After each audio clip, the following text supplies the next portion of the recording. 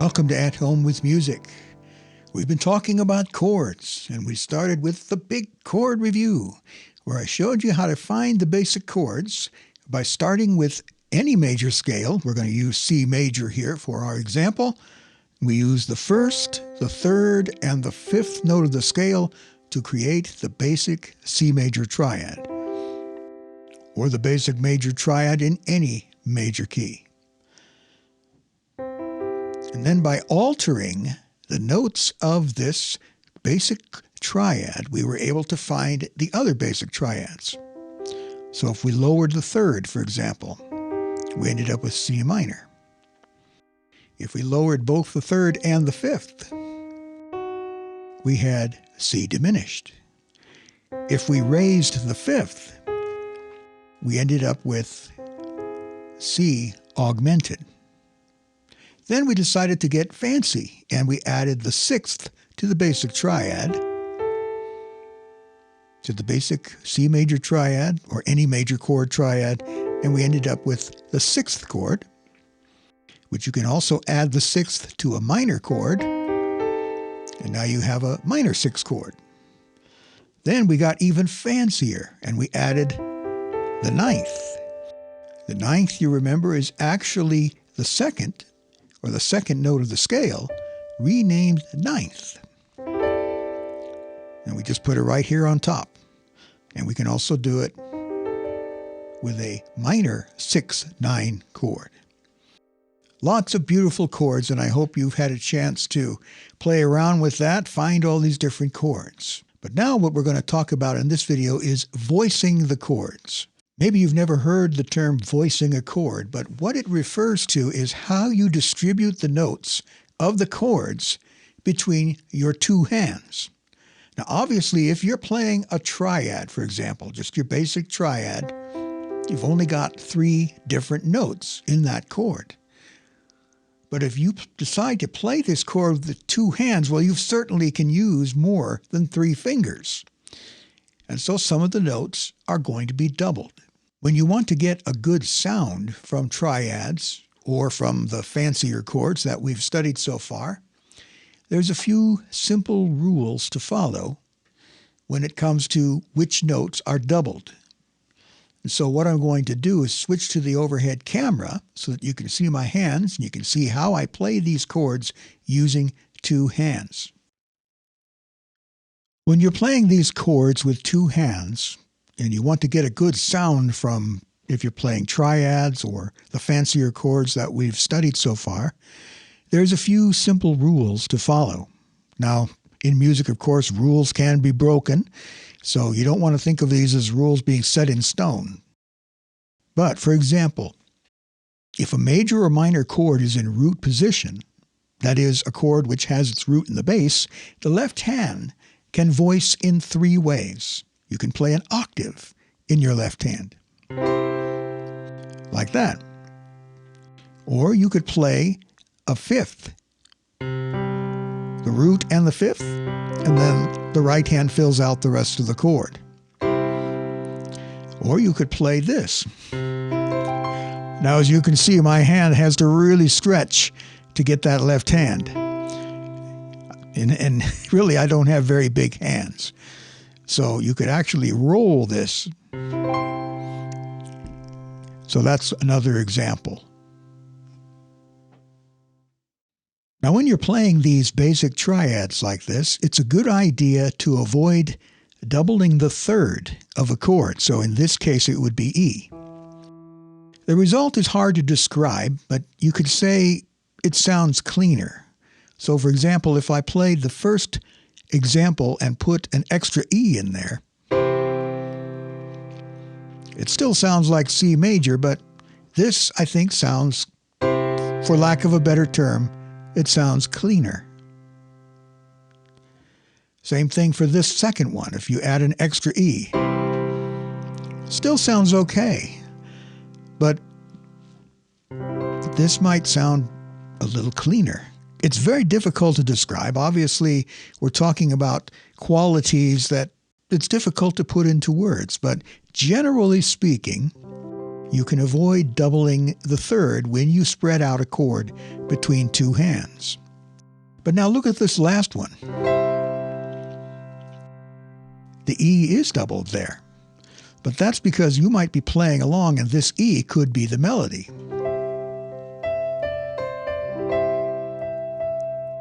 So you can see that the rule is bent a little bit there. So this basic rule of not doubling the third and how you voice the left hand, it works when you want to get a clean, open sound. Now, of course, if you want a big crashing sound where you're playing 8 or 9 notes, then you can certainly break this rule. You remember the rule of playing the piano. If it's playing the piano in this style, not classical, but whatever sounds good to you, it's going to sound good to a lot of folks. If it sounds good, it is good.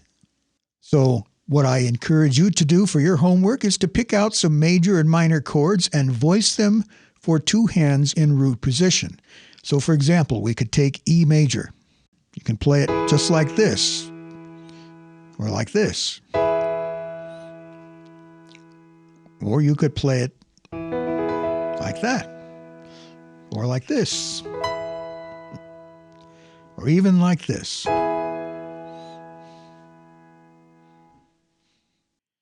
Now let's talk a little bit about inversions. That's when you use a chord tone in the bass, which is not the root. When using inversions, the best thing to do is to play an octave in the left hand. You can also use any other interval voicing for the left hand. Now, the doubling rule for the third still applies, but playing an octave in the left hand does not qualify as doubling. Let me demonstrate what I'm talking about. Here is an F minor in first inversion. Notice I'm playing an octave in the left hand. Here's G in first inversion. Now I'm using a different voicing. Notice though, however, I am not doubling the third, I'm not playing this. Now you might think that sounds perfectly fine, and you are certainly allowed to do that. However, some people would say this sounds cleaner than that. So we don't double the third. Here's another first inversion chord. It's one of those where I can't quite reach the 10th, so I've got to roll it. Here's another one. Now notice here, this is the third, and it is doubled. But I think it sounds okay. Another one in first inversion. Here we've got the third in the bass. Doesn't really count as doubling, as I mentioned. And so those are some examples of voicing chords in first inversion using both hands. Now here's some examples of second inversion. The interesting thing about playing in second inversion is it usually will lead you, like take this chord, for example, D, we're calling it D over A. It's really D major in second inversion because the fifth is now the lowest note. Very often something like this will resolve to a chord where that A is now the root.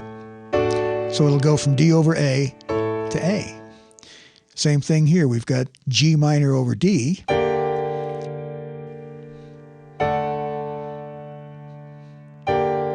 Second inversion. E flat over B flat, or we can call this E flat second inversion. That could also resolve to B flat. Or you can get really fancy and go from E flat over B flat to E flat minor, second inversion, which then resolves to B flat. Here's E over B, or E, second inversion.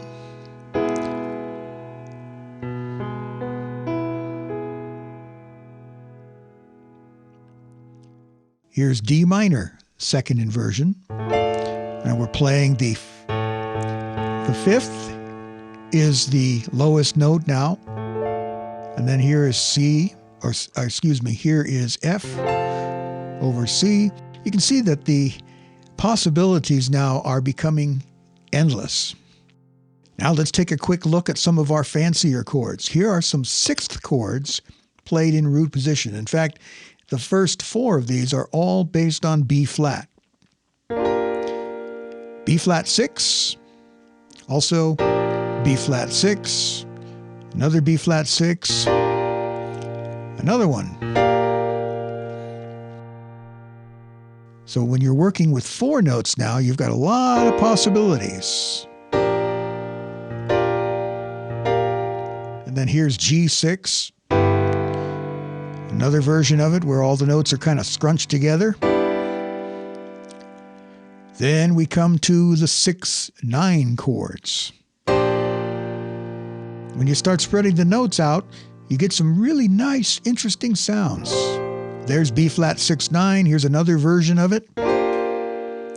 Yet another version. Whoops, I accidentally added this note. Let's try this. Still, sometimes the accidents can sound pretty good too. I like that chord. Here is C6-9, but notice there's no third. If we put the third in there, still sounds pretty good. Or we could stick it up on top.